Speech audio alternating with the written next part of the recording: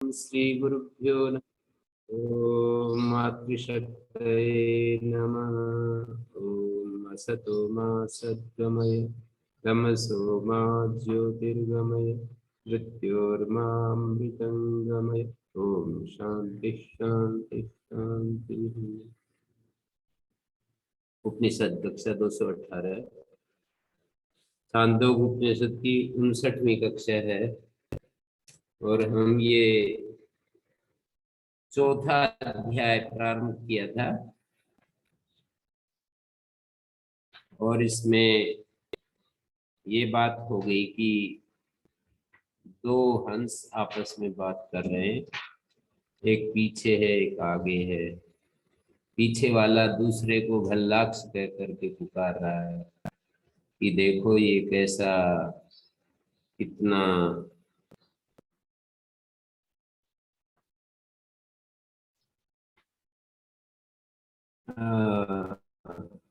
तद है एवं, माने उस समय, तद माने तस्मिन काले, उस समय। हंसो हंसम अभ्युवास, एक हंस दूसरे हंस से बात कर रहा है। हो भल्लाक्ष भल्लाक्ष जान श्रुते गोत्रैण समम दिवा ज्योतियात्म। द्यूलोक के समान ज्योति फैली हुई है। तन माँ प्रसांक्षी तत्वा माँ प्रथाक्षी, ये दूसरे मंत्र में कहा। वो जो जानश्रुति पौत्रायण था वो उसके 3 विशेषताएं बतलाई। वो श्रद्धा देय था, बहुदायी था, बहुपाक्य था, बहुत भोजन पकाया जाता था उसके धर्मशालाओं में, बहुत दान करता था और श्रद्धा पूर्वक देता था। और उसके भाव में था कि सब लोग हमारा भोजन ग्रहण करें। तो उस निशायाम रात्रि में हंस वहां पहुंचे और आपस में बात कर रहे थे और पीछे वाला अगले वाले को ये सब बोल रहा था कि जानश्रुति पौत्रायण की जो द्यूलोक के समान ज्योति फैली हुई है उससे थोड़ा बच के रहो, उसके प्रसंग उसके संपर्क में मत आओ, वो कहीं तुम्हें जला न दे।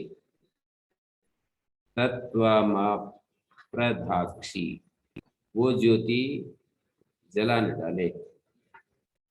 तो वो जिसको संकेत किया था कि देखो ये जानश्रुति पौत्रायण की जो ज्योति है, द्यूलोक के समान ज्योति फैली हुई है, उसने पहले वाले को ये बात कही, अरे कहाँ की बात चला रहे हो, ऐसे तुम तो बोलने लगे जैसे कि कोई गाड़ीवान रैक के साथ इसको आप उपमित करने लगे, उसके साथ तुलना करने लगे।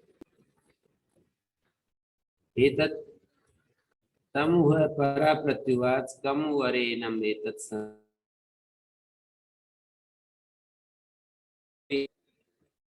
सयुग्वानम रैक्वम, जैसे कि गाड़ीवान रैक को जैसे इनको बताने लगे। योनु कथम सयुग्वा रैक्वा इति, मतलब तीसरे मंत्र में ये बात आ गई,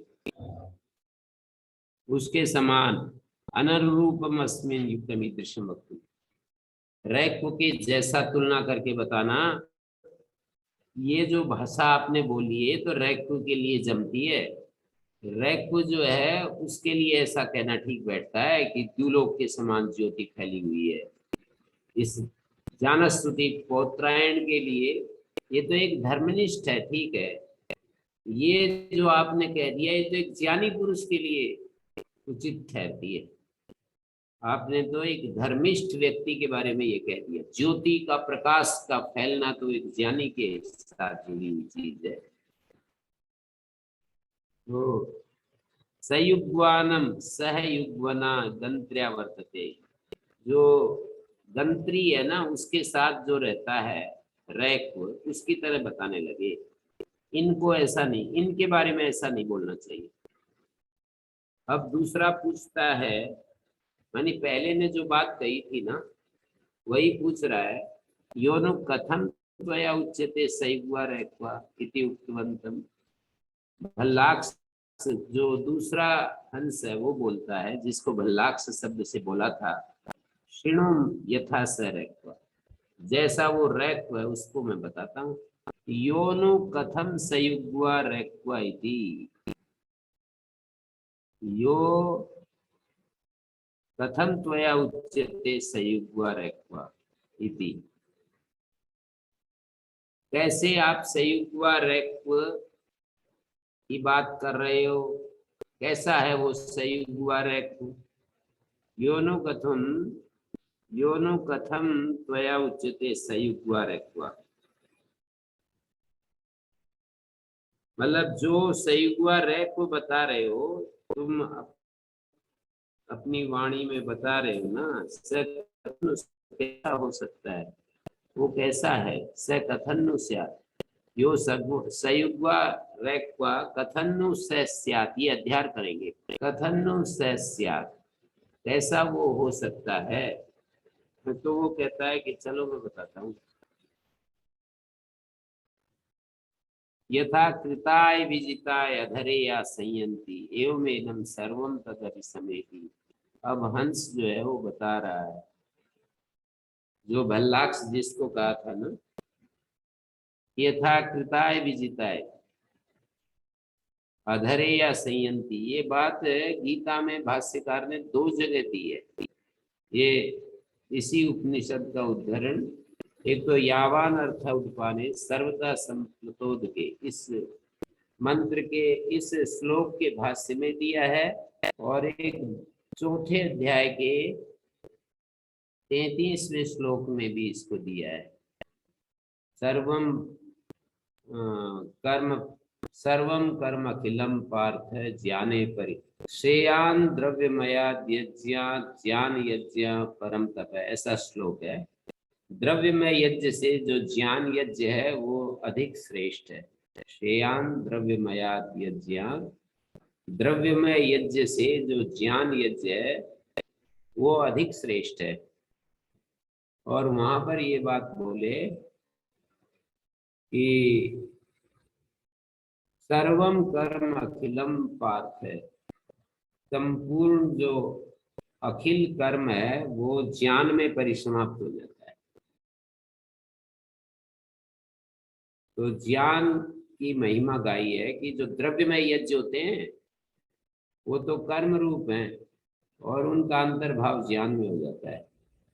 माने जो कर्म से प्राप्त होता है वो अंततः ज्ञानी को तो प्राप्त हो ही जाता है ऑटोमेटिकली। कर्म से हमको एक सुख मिलता है, कर्म सुख देने के लिए होता है। कोई भी कर्म, लोग के धरातल पर भी जब खड़ा होकर के देखेंगे, हम खेती करते हैं, उससे करने वाले को जो फल मिलेगा उससे सुख मिलेगा। यज्ञ याग आदि करते हैं, वैदिक कर्म करते हैं तो उनसे स्वर्ग मिलेगा। अतिथि सेवा करते हैं, गो सेवा करते हैं, वृक्ष आदि लगाते हैं, जो भी हम कर्म करेंगे वो सुख के लिए होते हैं। तो कर्म का परिणाम सुख होता है, और ये ज्ञानी तो संतुष्ट और तृप्त हो जाता है, सब तरफ से संतुष्ट। और यही तो होता है ना, कर्म से जो हमें फल मिलता है उससे हमें एक संतोष मिलता है। आदमी की इच्छा जब पूरी होती है, जो सोचता है और वो उसे मिलता है, तो उससे एक संतोष अनुभव होता है। मानी उसके अंदर जो एक परेशानी है वो मिटती हुई दिखती है उसकी। और ज्ञानी पुरुष तो, ज्ञानी के अंदर तो एक अपार संतोष आ जाता है, ज्ञान से संतोष आता है, कर्म से सुख आता है।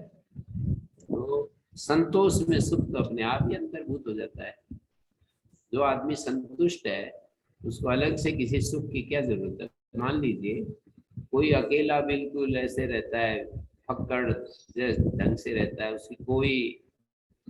उसकी आवश्यकताएं बहुत मिनिमम हो गई हैं, और वो बिल्कुल एकदम तृप्त रहता है। ज्ञान से ही तृप्ति आती है, अकर्मण्यता से नहीं आती है तृप्ति।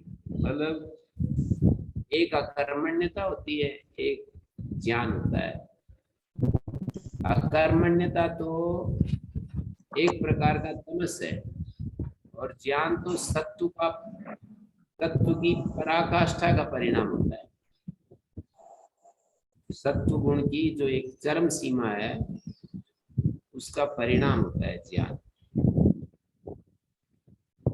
सत्व गुण जब अपने चरम सीमा में पहुंच जाता है, तब वो उसी को तो विवेक ख्याति कहते हैं योग सूत्रों में। तो जो व्यक्ति ज्ञानी होता है, उसको एक अपार संतोष, वो हमारे गुरुजी ने एक वो प्रतीक बनाया कि ये परमात्मा हृदय में वास करता है। हृदय सरोवर है, इस सरोवर में 4 घाट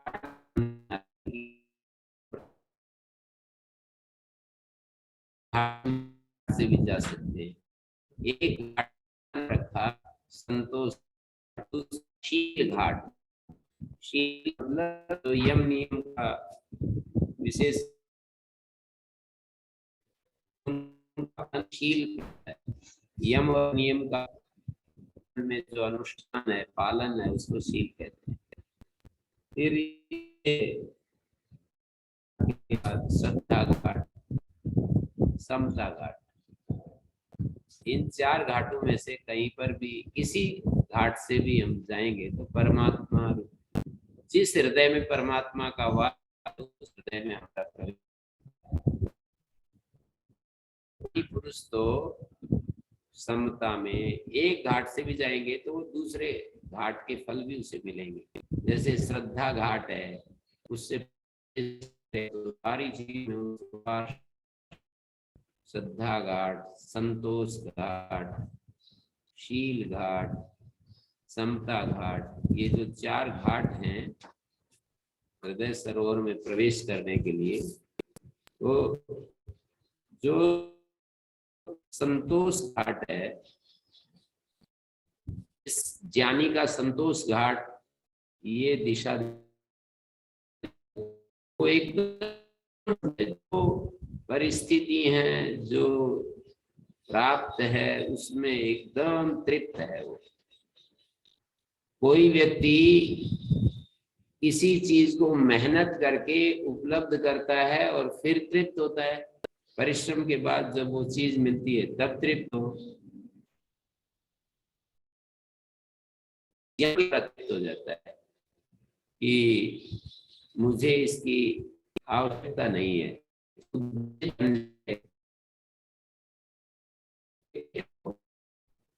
सुंदर स्त्री चाहिए, और वो खोज कर अपने गुण कर्म स्वभाव के समान उसका चयन करता है, उससे उसको पूर्णता महसूस होती है। तो होता है व्यक्ति ज्ञान से लिप्त है, के अंदर भरने के लिए बाहर से कुछ लाने, तो जो कर्म से संतुष्टि मिली, बृहदारण्यक में जैसे ऐसे कहा भी है कि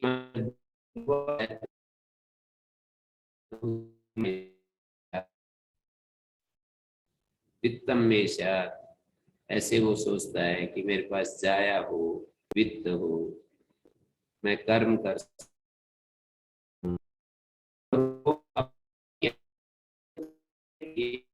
कोई कर्म करता है। पर कभी कभी सब करने के बाद भी उसको पूर्णता महसूस नहीं होती है, तो फिर उपाय बताया कि उसकी पूर्णता इस तरीके से हो पाएगी, अपने भीतर ही वाग जान पुत्र, हमारे शरीर के जो घटक है ना, उनमें से किसी एक में जायात्व का आरोप करता है, वाणी में तो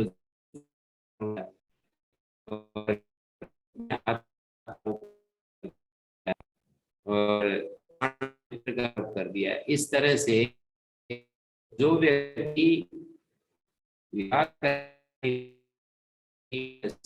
रहा है, तो उसको फिर ये उपाय बताया कि उसको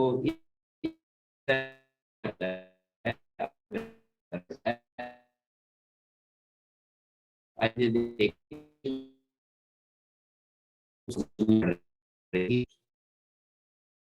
लिए एक स्त्री खोजनी पड़ रही थी, फिर पुत्र की इच्छा थी, ये सारी चीजें पड़ेगी। तो मैं ये कह रहा था कि हमारे शास्त्रों में बार बार ये कहा कि भाई सर्वम कर्म अखिलम पार्थ ज्ञाने परिसमाप्यते, सारा कर्म ज्ञान में परिसमाप्त हो जाता है।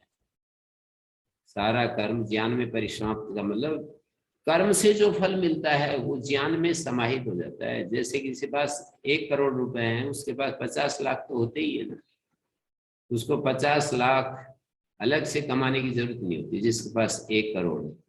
तो कर्म से जो मिलता है वो तो 50 करोड़ की तरह है, और ज्ञान से मिलता है वो 50 लाख की तरह है, और ज्ञान से मिलता है वो 1 करोड़ की तरह है। तो 1 करोड़ जिसको मिल गए, 50 लाख के लिए अलग प्रयत्न नहीं करना पड़ेगा। मतलब वास्तव में यदि ऐसा है तो कितने लोग उदाहरण दिए इसके। ये नहीं कि जिस किसी को भी हम इस संसार से विरक्त होकर के चलता हुआ देखें और वो व्यक्ति फिर भी संतुष्ट नहीं पाए, तो फिर निष्कर्ष ऐसा निकाल लें कि जैसा ध्यान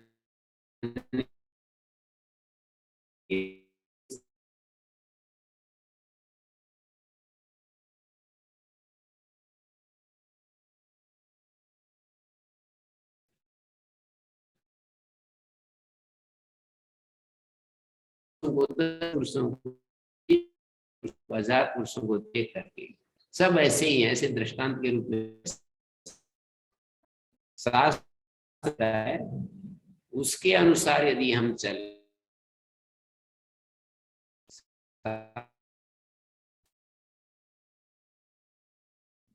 फिर हम कह सकते हैं कि जी तो सब ये तो कहने सुनने की बातें हैं। ज्यादातर ऐसे हम शब्द हमारे कानों में पड़ते हैं, अरे सब कहने सुनने की बातें हैं, सब देख रखे हैं हमने, बहुत सारे ज्ञानी देख रखे हैं, बहुत सारे महात्मा देख रखे हैं, उन सब के कारनामे हम जानते हैं, ऐसे सब ऐसे ही कहते हैं। तो ज्ञानी जो है वास्तव में ज्ञानी है तो कर्म से जो मिलता है वो उसको मिल ही जाता है। ये बार बार गीता में कहा है, उपनिषद में भी कहा है। गीता के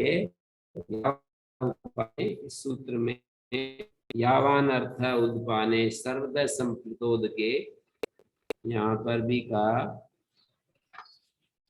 और सर्वम कर्म अखिलम पार्थ है। ये भाष्यकार ने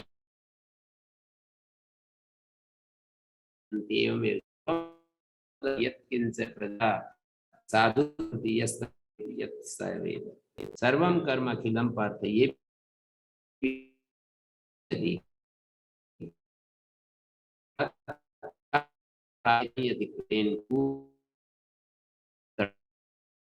बहुत अच्छा लिखा। वो कहते हैं निष्ठा प्राप्त होने से पहले तो देखो कर्म, ज्ञान भी नहीं करेगा तो ना, ज्ञान है नहीं और कर्म कर नहीं रहा है, वैदिक ओम ओम गुरुजी। होता है। गुरुजी प्रणाम। आज हमारा इंटरनेट वहां से बहुत कमजोर है गुरुजी, उधर आपकी तरफ से।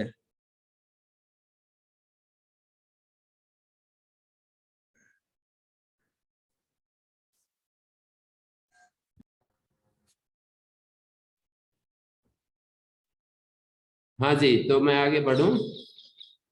तो भाष्यकार ये कहते हैं कि ज्ञान निष्ठा का अधिकार प्राप्त होने से पहले तो कर्म में अधिकृत व्यक्ति को, जैसे कूप तड़ाग आदि के लिए हम प्रयास, नदी तो हो नहीं और कूप तड़ाग आदि भी हम, ज्ञान की प्राप्ति ऐसे होती है जैसे नदी का, हिमालय की नदी बह रही हो आसपास। ज्ञान की प्राप्ति या ज्ञान की उपस्थिति ऐसे है जैसे कि हिमालय की स्वच्छ जल धारा बह रही हो, और कर्म की प्राप्ति ऐसे है जैसे कि हम प्रयास करके अपने आसपास कोई कुआं बना लें, कोई तालाब बना लें और उसमें पानी का संचय हो और पानी से हम अपने काम सिद्ध करें। तो ज्ञान, ये स्थिति आती नहीं, मान लीजिए ज्ञान निष्ठा का अधिकार और कर्म में अधिकार। कर्म में अधिकार होता है वैदिक कर्मों का एक विशेष मीमांसा, पूर्व मीमांसा में बहुत बड़ा एक प्रकरण चलता है कि भाई ऐसे ऐसे व्यक्ति को वैदिक कर्मों का अधिकार दिया जाता है। और लौकिक कर्म तो देखो हमारी अपनी इच्छा के अनुसार दृष्ट फल वाले होते हैं, तो जैसी जैसी हमारी योग्यता है उसके अनुसार हम लौकिक कर्म कर सकते हैं। खेती करने लायक है तो खेती करते हैं, हम गौ सेवा करने वाले होते हैं तो उसके लायक होते हैं तो गौ सेवा करते हैं। ऐसे और कोई काम करने की योग्यता है तो वो करते हैं। तो कर्म में अधिकृत व्यक्ति को कूप तड़ाग आदि स्थानीय जो सुख उपलब्धि के साधन है उनके लिए प्रयास करते ही रहना चाहिए। तो ये यहाँ पर बात कही गई। तो जो रैक्व थे ना वो तो ज्ञान वाले थे, यद्यपि आगे दिखाएंगे कि रैक्व ये ज्ञानी होकर के और फिर विवाह में गए, तो उनको लोक संग्रह भी दिखाना होता है ना। कभी कभी लोक संग्रह के लिए, मतलब कभी कभी ऐसा होता है कि विवाह करते समय तो अज्ञानी होते हैं, बाद में ज्ञानी हो जाते हैं, फिर उनकी स्थिति अलग हो जाती है। कभी कभी ऐसा होता है कि एक पूर्ण पुरुष जैसे श्री कृष्ण हैं, रैक्व हैं, जनक हैं, इनके उदाहरण दूसरी तरफ देने पड़ते हैं कि जीवन का पथ दिखाते हैं हमारे को, सारे संसार को, कि जीवन का जो एक व्यवस्थित पथ है वो ये है कि तुम एक जीवन के एक विकास क्रम में भाई विवाह करो, फिर ऐसे रहो ऐसे रहो, विवाह को भी एक मर्यादित रूप से जियो, फिर तुम वानप्रस्थ में जाओ, फिर सन्यास में जाओ। ऐसे जिनको ये आदर्श स्थापित करने होते हैं तो उनके नाम लेते समय इन नामों को लिया जाता है, श्री कृष्ण, रैक्व, राजा जनक, इनका उदाहरण दिया जाता है। तो ये रैक्व को आगे दिखाएंगे कि रैक्व जो था वो तो ज्ञानी है, आत्मज्ञानी है, लेकिन फिर वो राजा की लड़की, राजा ने अपनी लड़की उनको दे दी तो उन्होंने स्वीकार किया और ऐसे ऐसे। तो ओम ओम गुरुजी, यहाँ पे रैक को जैसे मतलब गाड़ी के नीचे अपना सिर खुजलाते हुए उसकी थोड़ी सी दशा तो मतलब एक ज्ञानी जैसा नहीं दिखा रहे ना गुरुजी? नहीं, वो तो ज्ञानी को तो बाहर से पहचाना नहीं जा सकता है। वो तो ज्ञानी पुरुष जो है बाहर के जो चिन्ह हैं, क्या करता है क्या नहीं करता है, जिसको आत्म ज्ञान है, शरीर से अलग अपनी आत्मा को जान रहा है और वो बिल्कुल ऐसे पागल की तरह रह रहा है संसारिक लोगों की दृष्टि में। संसार की दृष्टि में वो ऐसा रह सकता है पागलों की तरह, और अपने भीतर आत्म स्वरूप में स्थित है। तो ये तो यहाँ पर वो बाहर के जो चिन्ह है वो अकिंचित है, बाहर के चिन्ह कोई ज्यादा महत्वपूर्ण नहीं है, ये भी दिखाना है ना इनको। गीता में भी जगह जगह ये बात कि भाई ज्ञानी इन चिन्हों से जाना जाता है, बाहर के चिन्ह उसके लिए महत्वशाली नहीं होते हैं कि उसको ऐसा ऐसा दूसरे लोग समझें। दूसरे लोग नहीं भी समझते तो उसकी कोई बात नहीं है। जी जैसे ज्यादातर आयुर्वेद में ना वस्त्र आदि और इनके ऊपर कितना ध्यान दिया है कि वैद्य को इतना टिप टॉप होकर के रहना चाहिए, और वो रोगी के सामने जाए तो वो एक अलग प्रकार की परिस्थिति है, क्योंकि रोगी के मन को प्रभावित करना है। तो उसको अपने वस्त्र आदि, अपना केश आदि और ये सब जो है वहां पर ये ज्ञानी की स्थिति अलग है। ज्ञानी तो बिल्कुल आत्मा में, आत्मा का अनुभव करने वाले को ज्ञानी कहते हैं यहाँ पर।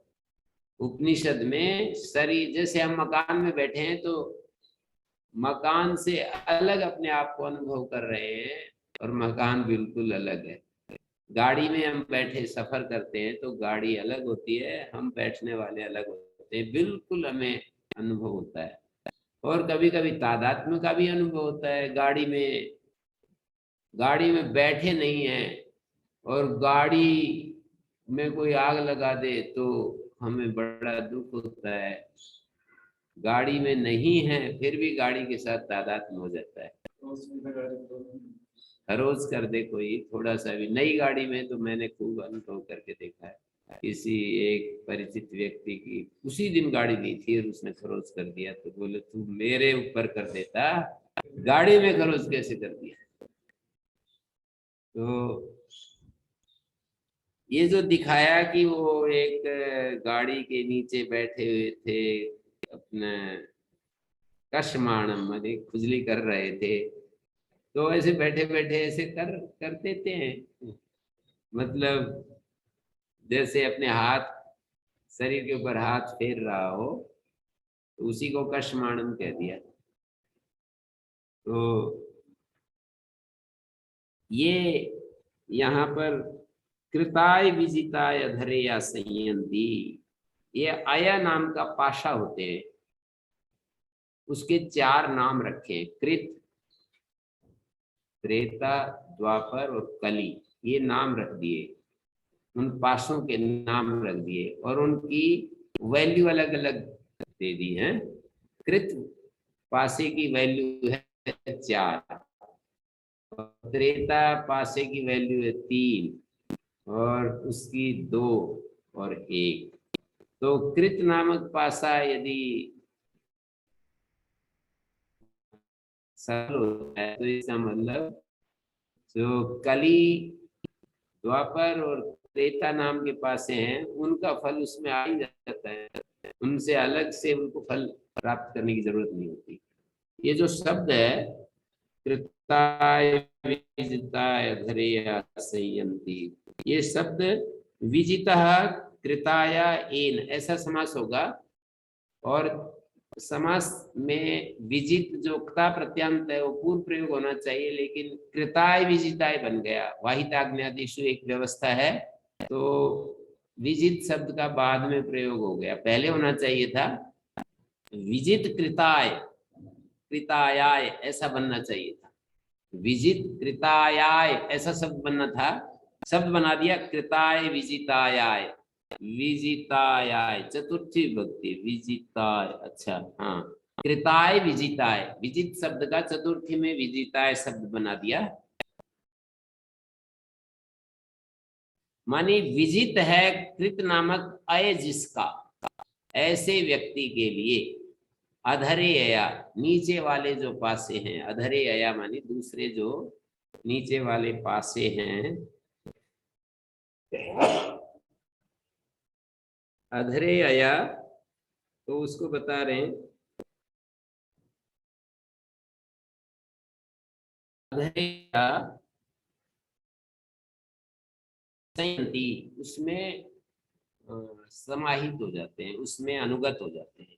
एवं एनम ज्ञानीनम सर्वम तद अभिसमेति, वो सब मिल जाता है। यद किंच प्रजा साधु कर्मंती, अच्छे कर्म करती है ना, साधु कर्म करती हैं। पहले मैं इसको ठीक समझता नहीं था, पर अभी मेरे को बिल्कुल स्पष्ट है। विचार करते करते मैं समझता है कि अच्छे अच्छे काम तो प्रजा कर रही है, उनका फल इसको जाकर मिल जाता है ज्ञानी को। वाक्य तो ऐसा ही है, यद किंच प्रजा साधु कुर्वन्ति, प्रजाएं जो अच्छा काम करती हैं वो इस ज्ञानी को पहुंच जाता है, मतलब रॉयल्टी के रूप में पहुंच जाता है। मैं ऐसे समझता था, लेकिन ये कहना ये चाह रहे हैं कि यद किंच प्रजा साधु करवंती, और जो उसका प्रजाओं को फल मिलता है ऑटोमेटिकली, समझ लो इसको वो चीज मिली हुई है ना, जो बड़ी चीज मिल गई तो छोटी तो मिली हुई है ना। ये जो आनंद तो आनंद में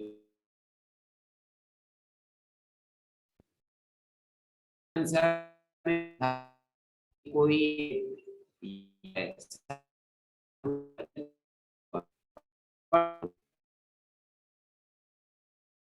बलिष्ठ, आसाम से भरा, बड़ा मजबूत, बलवान, और वो सारी धरती धन धान्य से परिपूर्ण उसकी है, राजा है। उसको जो एक आनंद होता है वो आनंद की एक यूनिट है। अब आगे का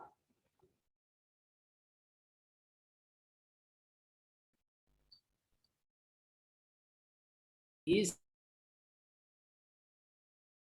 ऐसे ऐसे 100 आनंद जो कैलकुलेट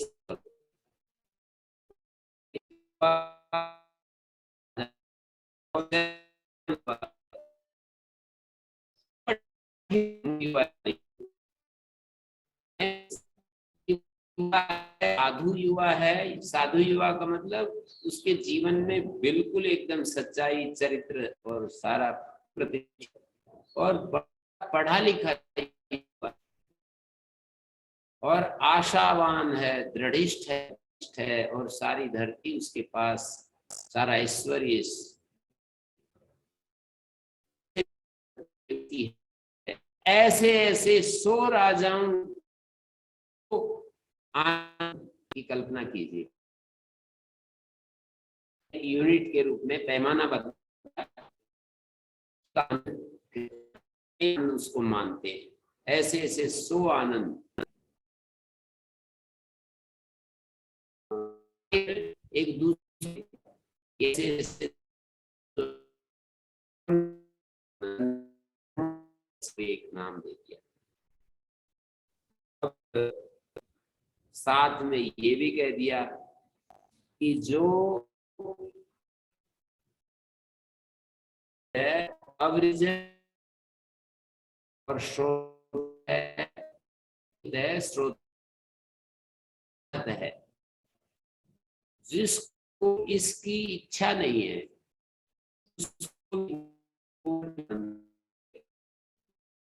तो आनंद की जो वो सो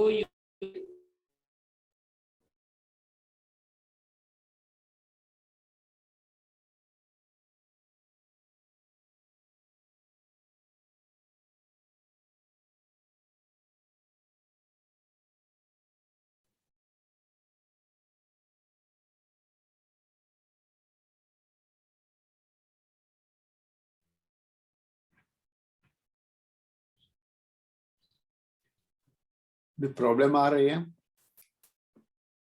हाँ जी,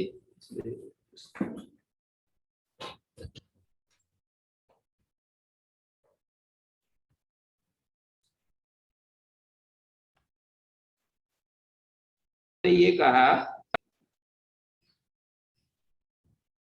तैत्तिरीय उपनिषद में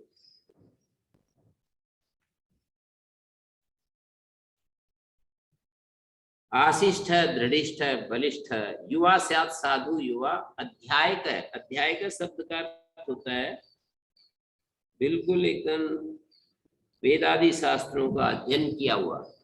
अध्यायक आजकल बोलते हैं सुपठित है भाई, ग्रेजुएट है, पोस्ट ग्रेजुएट है, वेल लर्नेड है, ऐसे बोलते हैं ना शब्द।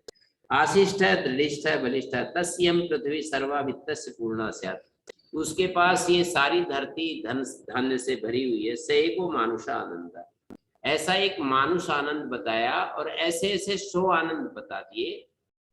वो मनुष्य गंधर्वों का आनंद होगा। और साथ में ये कह दिया श्रोत्रिय से अकामहत से अवृजन से, श्रोत्रिय से अकामहत से, जो पाप रहित है, श्रोत्रिय है और अकामहत है, जिस इस आनंद की इच्छा नहीं है, तो उसको भी वो चीज मिल जाती है। जैसे यूं समझ लो, मोदी जी को जो सुख होता है, मोटी भाषा में समझने के लिए, कि एक बार आंखें ऐसे करते हैं सारी चीजें उपस्थित हो जाती है, एक बार सब कुछ तैयार मिलता है जहाँ भी जाते हैं। प्लेन तैयार मिलेगा, प्लेटफॉर्म तैयार मिलेगा, कुछ उनको देखना ही नहीं पड़ता एक सेकंड के लिए भी। जहां भी जाते हैं एक से एक सब चीजें। मोदी जी को कितना सुख है, इससे ज्यादा सुख मेरे ख्याल में कोई उदाहरण दिया नहीं जा सकता।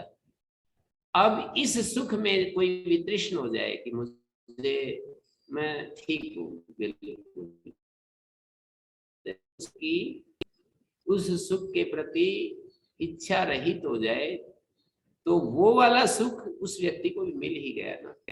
ये बात कहना चाह रहे हैं। हाँ जी, मेरी आवाज पहुंच रही है, अब ठीक ठाक चल रहा है?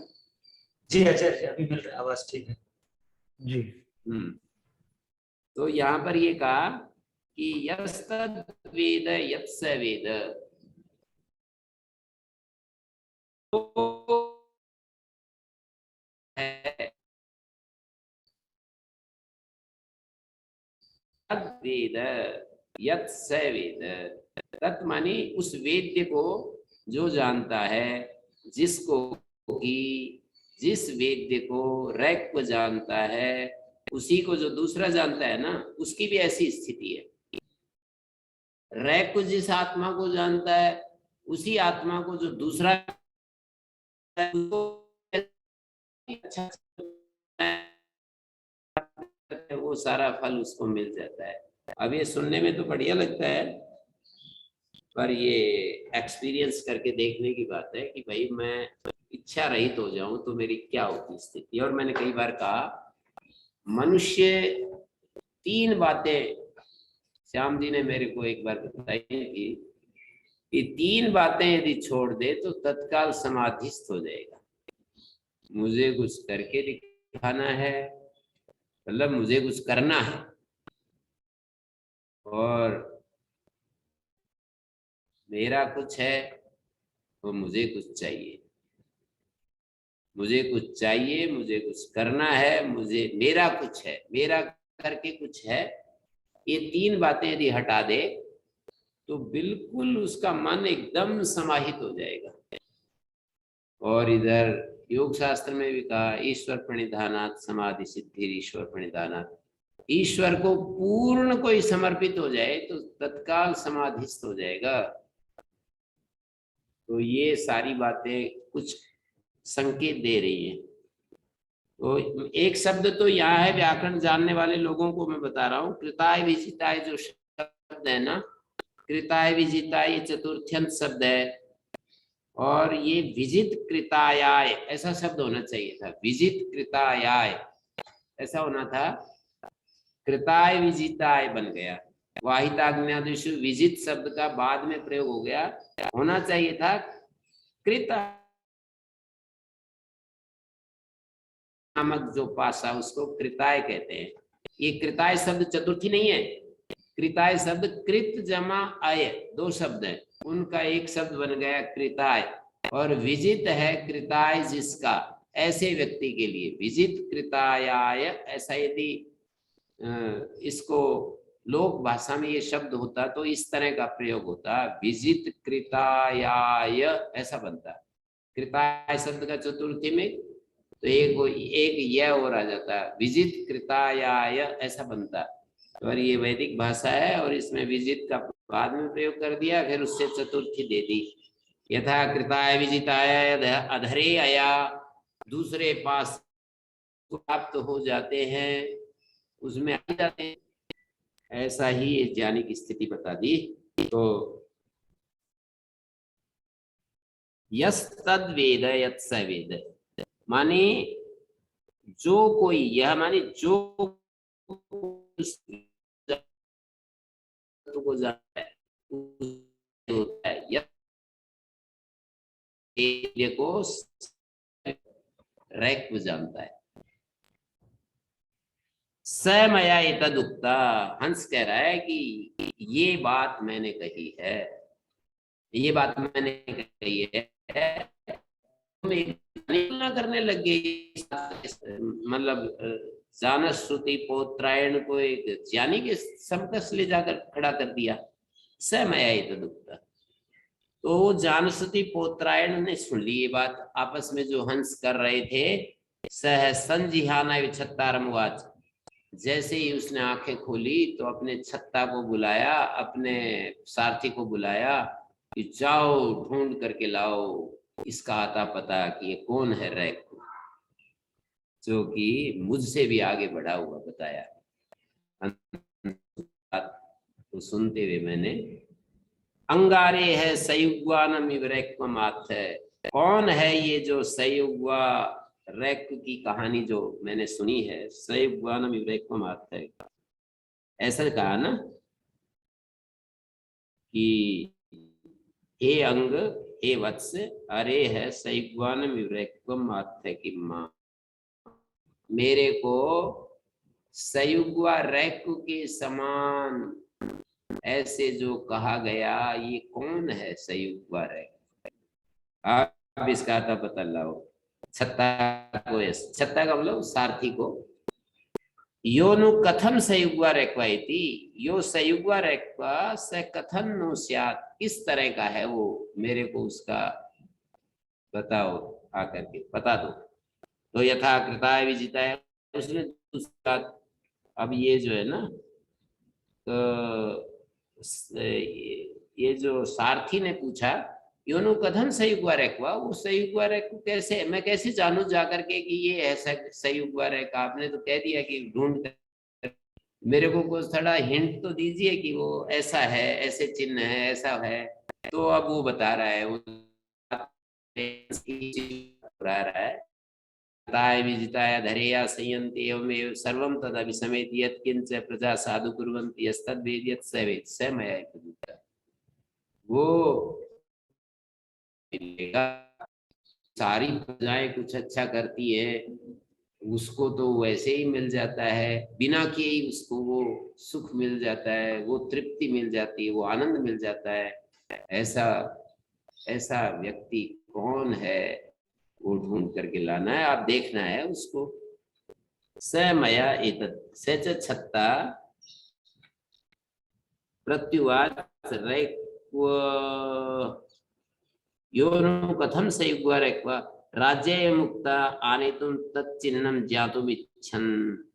योनु कथम सयुग्वा रैक्वा मतलब स मया एतदुक्ता, यहाँ पर स मया एतद्युक्ता का मतलब ये है कि मैंने ये जो बात कही है, ऐसा वो रैक्वा है,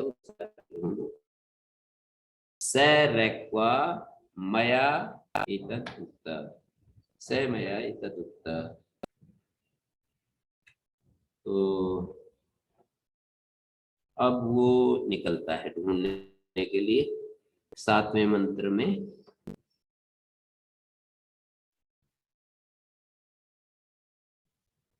वो मतलब भल्लाक्ष वचन को इस तरह से उसे सुना दिया। सह छत्ता अन्विष्यनाविदम, ढूंढा पर उसको मिला नहीं, प्रत्यय वापिस आ गया, मतलब शहरों में गया, कई जगह गया, इधर उधर तोड़ धूप की, पर कुछ मिला नहीं, जो चिन्ह बताए थे ना, मिला नहीं। तो तम है वाच, और आकर के राजा को बोला, यत्रारे मेरे को तो मिला नहीं। तो बोले अरे ब्राह्मण की खोज जहां होती है वहां जाकर के देखो, तुम महलों में चले गए, जंगल में जाओ, कहीं वो मिलेगा जंगल में। यत्रारे ब्राह्मण अन्वेषणा तदेनम अर्चिति तदेनम गच्छति तदेनम रिच्छति, वहां पर इसकी खोज करो। तो अब गया वो, सो अधस्तात शक्तस्य पामानम कश्माणम गोप विवेश, वो एक से और अपना शरीर खुजला रहा था, ऐसे बैठा हुआ था चुपचाप। तो कह रहे तम अभ्युवाद, उसको बोले तमनु भगवा सयुग्वा रैक्वा, भगवान आप ही सयुग्वा रैक्वा है क्या? तो बोला कि हाँ अहम है प्रतिजय, अरे मैं ही हूँ, ऐसा उसने स्वीकृति दी। सह छत्ता अविदम इति प्रत्यय, हाँ मैंने जान लिया, ढूंढ लिया, राजा को मैं बता सकता हूँ। और वापिस आया। तदु है श्रुति षट शतानी गवाम निष्कमत अश्वतरीयम तदादाय प्रतिचक्रमे तम है अभ्युवाद। अब जानश्रुति पोत्रायण था ना, 600 गायें और सोने का सिक्का, निष्क उस समय का एक वो स्वर्ण मुद्रा होती थी, काफी मूल्यवान होती थी। अश्वतरी रथम, और एक रथ, घोड़ों का रथ, ये सब लेकर के तम है विवाद। कोई ईमान ईशानी गवायम निष्कोयम मैं एताम भगवो देवताम शादी याम देतम। आप जिस देवता की उपासना कर रहे हो मेरे को उसको बताओ और ये सारा आपका है। कैसे विद्या ली जाती है ये भी उपदेश दिया है यहाँ पर। कैसे विद्या ली जाती है? धन देकर के भी विद्या ली जाती है, सेवा से भी विद्या ली जाती है, नम्रता से भी विद्या ली जाती है, अपनी सर्व प्रिय वस्तु को दे करके भी विद्या ली जाती है। अभी ये तो अस्वीकार कर देगा, फिर भी वो ले तो विद्या राजा को। तदु जान श्रुति पोत्रायण षट शतानी रैक्व इमानी षट शतानी गवाम। ये जो 600 गायें हैं ये संस्कृत में दो तरह से बोलते हैं, षट शतानी गवाम, षट शतानी गावह, दोनों तरह से बोल देते हैं। माने समानाधिकरण में भी व्यधिकरण में भी। षट शतानी गावह, षट शतानी गवाम।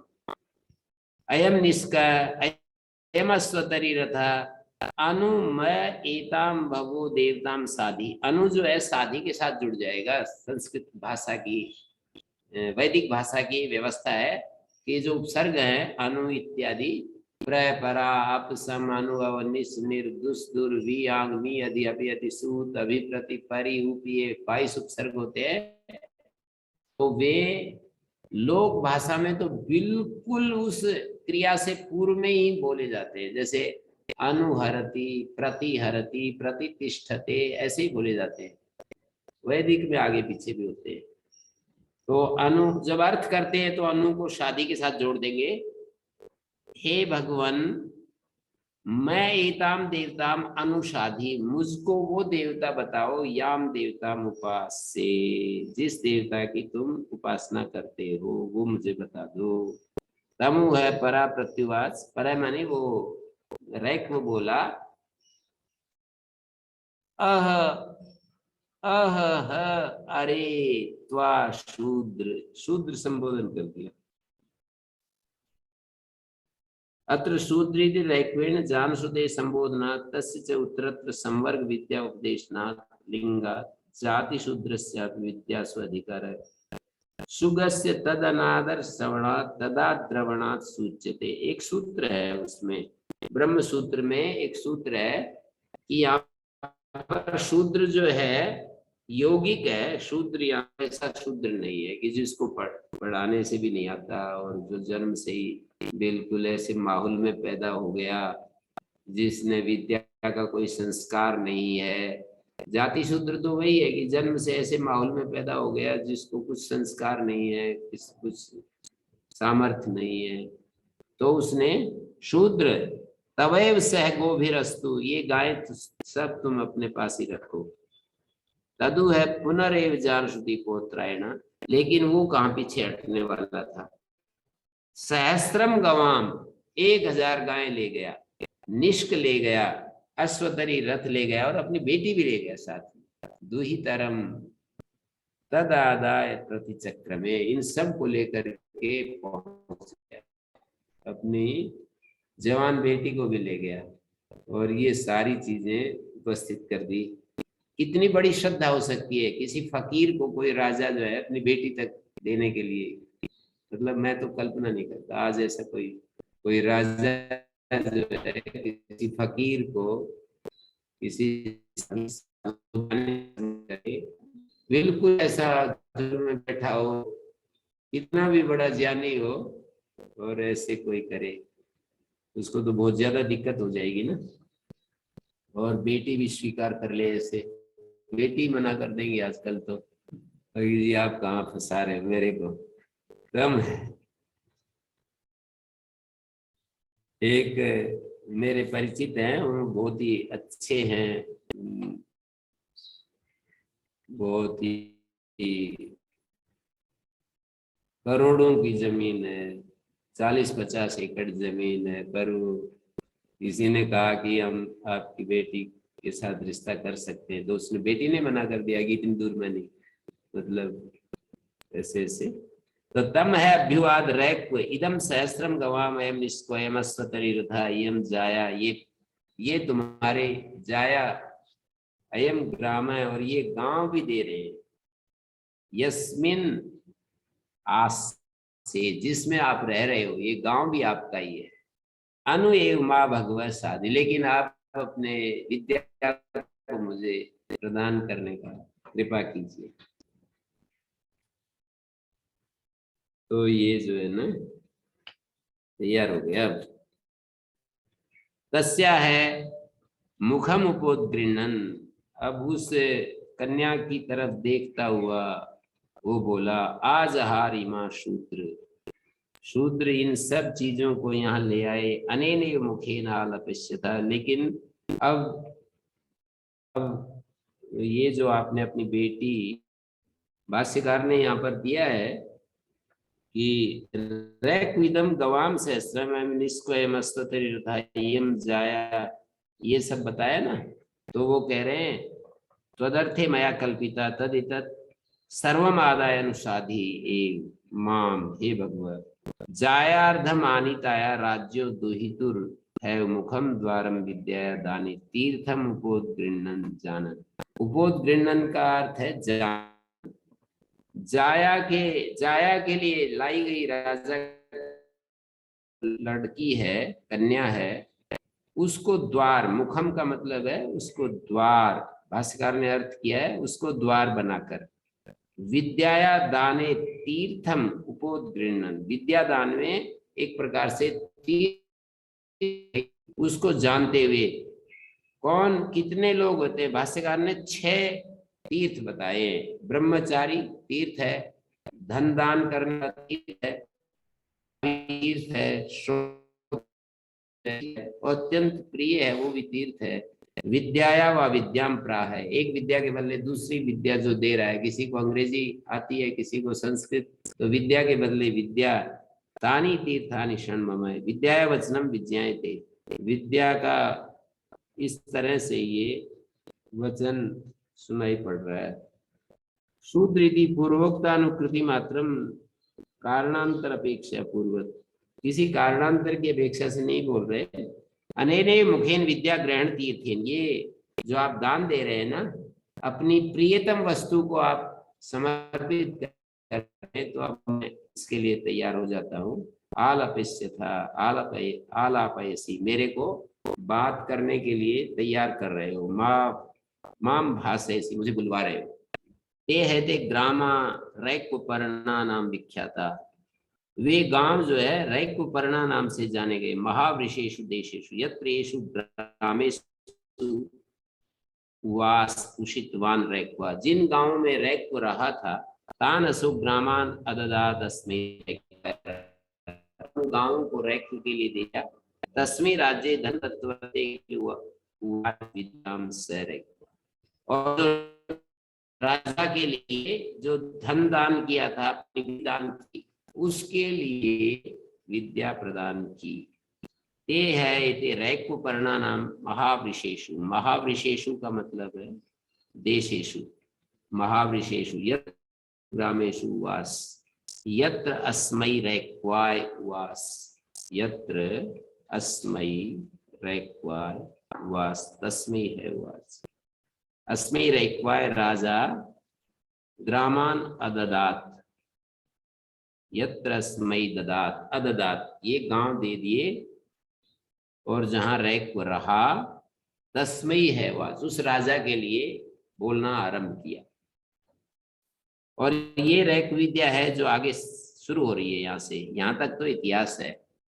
ये तो एक प्रकार की कथा है कि कथा की, जैसे गीता का पहला अध्याय तो पृष्ठभूमि है, किस पृष्ठभूमि में गीता का उपदेश, तो उपदेश तो दूसरे अध्याय के 11वें श्लोक से शुरू होता है। तो वहीं से भाष्यकार ने आचार्य शंकर ने भाष्य लिखना शुरू किया है। उससे पहले वो एक इतिहास है, तो यहाँ पर भी यहाँ तक दूसरे खंड तक ये इतिहास हो गया। अब आगे विद्या शुरू होती है। हाँ जी, किसी का कुछ प्रश्न है तो बोल सकते हैं। आवाज ठीक ठाक यदि पहुंच रही है तो। ओम गुरुजी। जी, गुरुजी, जैसे ये गाड़ी के नीचे बैठे हुए दिखाए हैं, तो ये इनकी सरलता को दिखाने के लिए, और जो गीता में यस्याम जागृति भूतानि सा निशा पश्यतो मुने है, उसी अभिप्राय को दिखाने के लिए। हाँ वो तो है ही। बाहर से ज्ञानी पुरुष जो है, चमक दमक सारी चीजें जिसके लिए दिन है, ज्ञानी के लिए तो कुछ भी नहीं, रात जैसे है। और लोगों के लिए जो रात है वो ज्ञानी है। मतलब दूसरे लोगों के लिए तो रात ही है ना, ये जंगल में रहना, कोई साधन विहीन होकर के रहना, शांति से चुपचाप कुछ भी इच्छा कर, बिना इच्छा के रहना। फिर भी ये विवाह कर लिया इन्होंने, तो इसको बोलते हैं लोक संग्रह के लिए ये कदम उठा लिया। लोक संग्रह का मतलब क्या होता है कि वो लोक को, संसार को एक पूर्ण पुरुष का दृष्टांत प्रस्तुत कर रहे हैं। लोग तो ज्यादा विवाह करने वाले ही होते हैं, कोई कोई होता है जो विवाह नहीं करता। तो विवाह करने वाले लोगों के सामने एक पूर्ण पुरुष का दृष्टांत प्रस्तुत करना चाह रहे हैं कि रैक, कि भाई तुम गृहस्थ में ऐसे रहो जैसे हम रहते हैं, मतलब भोगों के लिए नहीं। हम यदि संतान के लिए तुम गृहस्थ धर्म का पालन करते हो तो भोग के लिए नहीं माना जाता। केवल विषयेंद्रिय सुख के लिए कोई गृहस्थ का स्वीकार करता है तो वही भोग के लिए माना जाता है। गुरुजी। हाँ जी गुरुजी, यहाँ रैक पर ऋषि ने जो कहा है कि ये कन्या जो है वो विद्या का मुख है, इसका तात्पर्य समझ में नहीं आ रहा नहीं, विद्या का मुख नहीं, यहाँ पर मुख बन रही है, द्वार बन गई है जी। ये नहीं कहा कि विद्या का मुख है। यहाँ पर आपने ऐसा, आपने जो परिस्थिति पैदा कर दी है तो उसको द्वार बना दिया है, विद्या का द्वार बना दिया है। इसके उपाय से मैं विद्या देने के लिए तैयार हो रहा हूँ। मतलब इसका क्या तात्पर्य है कि कन्या को ही क्यों कह रहे हैं, और बाकी भी तो वस्तुएं हैं। कन्या गृहस्थ, आप तो गृहस्थ आदमी हो, आपको भी बतानी पड़ेगी। हम कोई ब्रह्मचारी पूछे तब तो गृहस्थ को सबसे ये जी, धन रैक को ज्ञान बताया जा रहा है, वेटेज। रैक को तो इन सबसे वेटेज कन्या का है कि इनका है, यूं कह रहा हूँ। नहीं, इनकी तुलना में तो ठीक है, परंतु ज्ञानी व्यक्ति के मुख से ये तो समझ में नहीं आ रहा है, ऐसा क्यों कह रहे हैं। अब ज्ञानी को तो आदर्श प्रस्तुत करना है, कुछ बताया यहाँ पर। प्रियतम वस्तु को तुमने उपाय बना लिया, प्रियतम वस्तु दे करके, और मुझे बाध्य कर दिया है कि भाई अब तो देना ही पड़ेगा तुम्हें अपना ज्ञान। जी, मतलब इतना समर्पण कि कोई व्यक्ति अपनी कन्या भी दे रहा है और कन्या भी स्वीकार कर रही है कि ठीक है मैं रहूंगी, तो फिर तो ये कुछ आश्चर्यजनक की बात है। जी गुरु। तो उन्होंने जो है ना इस विद्या के लिए स्वीकृति दे दी कि ठीक है मैं बताता हूँ। आगे बताएगा वो। और लोग तो पता नहीं इसका क्या क्या अर्थ लगाते हैं और क्या क्या पता नहीं।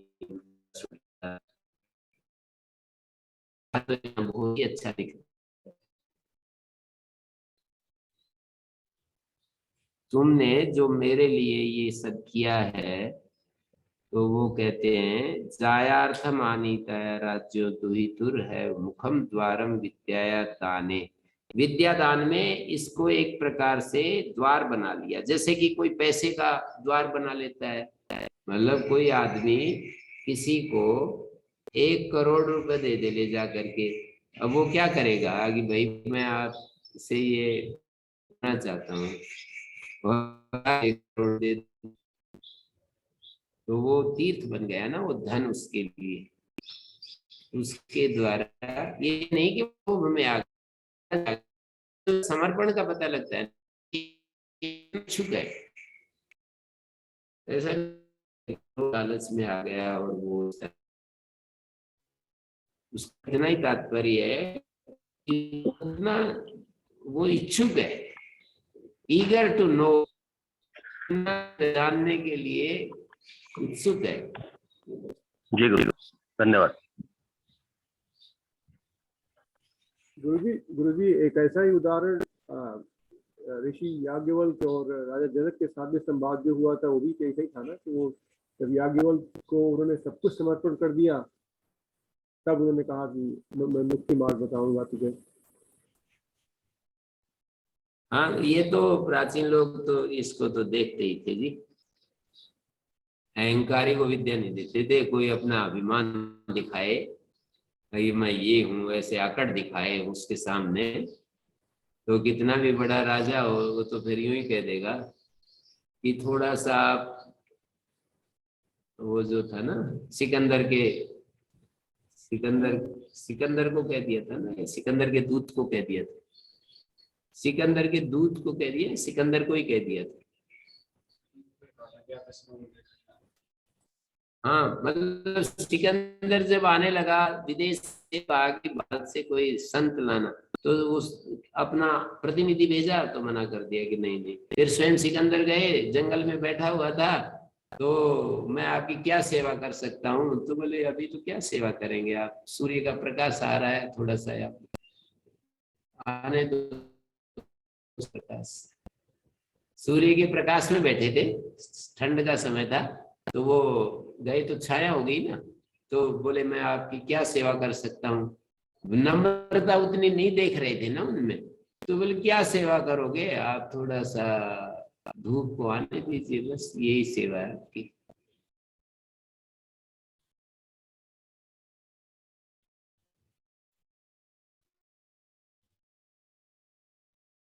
महावृषेषु शब्द डाला है, महावृषे को अर्थ होता है महापुण्येषु, महाक्षेत्र में रह जहां पर रहा, यत्र अस्मै यत्रास्मा उवास तस्मै राज्ये धनं दत्तवते किल उवाच विद्यां सरक्वा तस्मै है उवाच।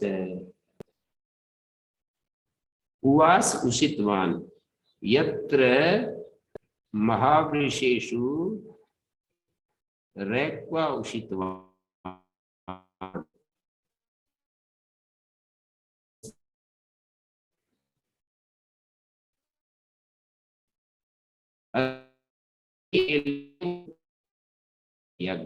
आदि दान कर दिए। राजा ने रैक के लिए दान कर, जहां था वो एक अलग बात,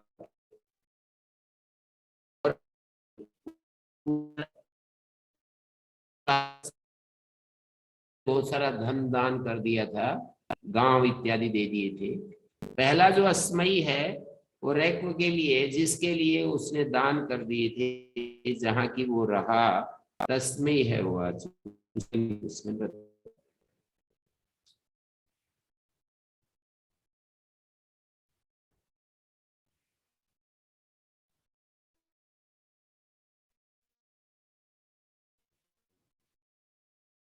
और ये अल्प धर्म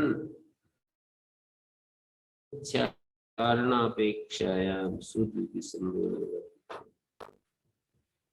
शूद्र बोल दिया उनको, देखो कि वो अपमानित नहीं हुआ। उसकी कई चिन्ह यहाँ पर बड़े अच्छे अच्छे मिल रहे हैं। रैक ने उनको शूद्र कह दिया। अभी कोई बहुत प्रतिष्ठित व्यक्ति किसी विद्या के लिए जाए और शूद्र कह दे, तो फिर बोले मेरे को नहीं चाहिए इससे कुछ हैं। उसको उल्टा उसी को अहंकारी बता देगा, ऐसे अहंकारी व्यक्ति से मैं कुछ नहीं लेना, मेरे को लेने वाला अपना दोष नहीं देखेगा, जो विद्यावान है उसको ही अहंकारी बता देगा कि ये ऐसे बोलना तक नहीं आता इसको।